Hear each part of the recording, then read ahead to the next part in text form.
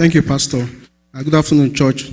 I'm just here to talk about the effects of emotion on the body generally, with focus on anger. And as most people know, just the same way that medications have effect on the body, our emotions also have effect on the body as well. And the kind of emotions we have determine what happens to the body, because these emotions release different kind of hormones or in the body. So with specific focus on anger, anger, it's like I was talking about earlier. It's a natural response. Really, it's something that we experience, and it's meant to be for a short time.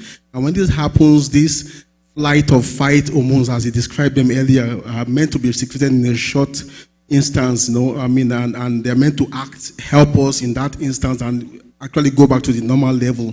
It's when they stay in the body for a prolonged period of time that's when we begin to have the effect of have negative effect on the body. It's not. I've seen people that were running away from I think they were armed robbers, and they jumped over a wall and ran for like a mile. It was only then that they discovered they had a broken bone. It's that kind of hormone that helps you run away from that kind of trouble. And it's also seen a man lift up a car from his child when the car fell on the child. He couldn't do that if a minute after that time. It was because of that kind of hormone. So those hormones are important. They are beneficial when they happen to help us in that kind of fight or fight situation. But it's when they stay, like I said earlier, for a prolonged period of time, that's when they produce trouble. And some of these hormones, like I said, are vasopressin, also adrenaline, noradrenaline, and cortisol. Adrenaline, it helps the body maintain tone, it makes the body maintain the blood pressure. But when it's in increased level, it increases our heart rate, it increases the oxygen demand, it increases the amount of, increases the blood pressure. And when the blood pressure is elevated, when the heart rate is faster than usual, there's a tendency towards abnormal rhythm of the heart. So that means we can have arrhythmias. Arrhythmias can lead to heart attacks. So when we have all these going on for a prolonged period of time, we're talking about someone that is consistently angry, someone that has a short fuse. Before I said I was reading the news of someone that shot another person on the face just because they looked at them at a road stop. So some people are constantly angry with them, and it's abnormal, and that's when it becomes abnormal. So it can lead to, like I said, a higher chances of a heart attack. And I don't know if my wife remembers, we had a neighbor that once died of a heart attack. He just went out, he was fine. He probably had a heart condition at baseline, but he got into an argument and had a heart attack right there and died. Why? Because he got angry, his heart rate went up, his blood pressure went up, the blood supply to the oxygen demand by the heart increased, and he couldn't meet it at that point, and the heart went into he had a heart attack right there, and he died. And the same thing also, there are studies that have shown that in the same instance, it can increase the risk of a stroke.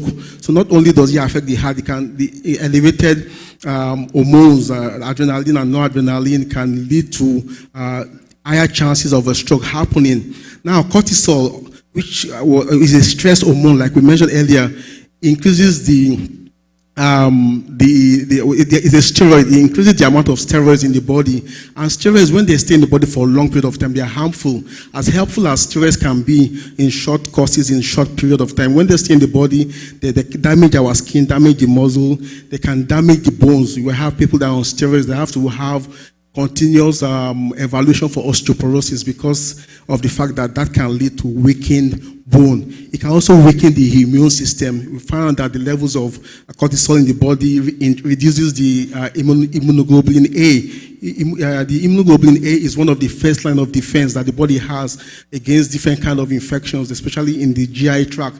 So that being high in the body can affect the GI tract and can lead to easy infections, increase the risk of infections as well. That's what I'm trying to say.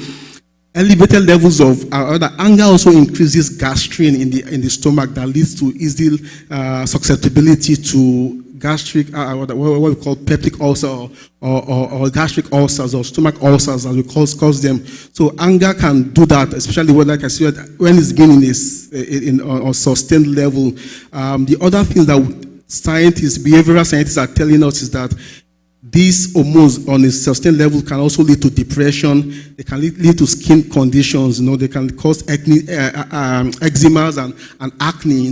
Acne, and that's a result of cortisol as well. You can have all these skin conditions that no matter where we go, no matter which dermatologist we see, it's not going to go away unless we control these abnormalities or this imbalance of the hormones. There have been studies that have shown that there's increased insomnia. You can't just sleep at night. You can't sleep for more than a couple of hours and you just stay awake all night. You're tired all the time. These are signs of the possibility of a sense that there can be an imbalance in the level of the hormones that shouldn't even be there in the first place. Now, the other thing is that the cortisol can also increase the steroids and lead to obesity. That no matter how much exercise and portion control we do, that won't be affected, won't control it unless we do something positive about our anger, about sustained anger, holding in anger. Those are dangerous things that we need to recognize and deal with.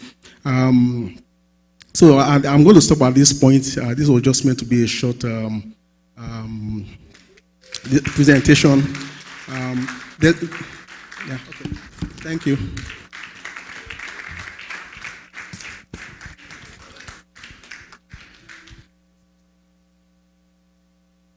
Praise the Lord. So we have a very practical topic this morning that affects everyone from time to time: anger management. So at this point, we're going to go into our Q&A session, which is more interactive. I know we are not seated in discussion style, but we can still do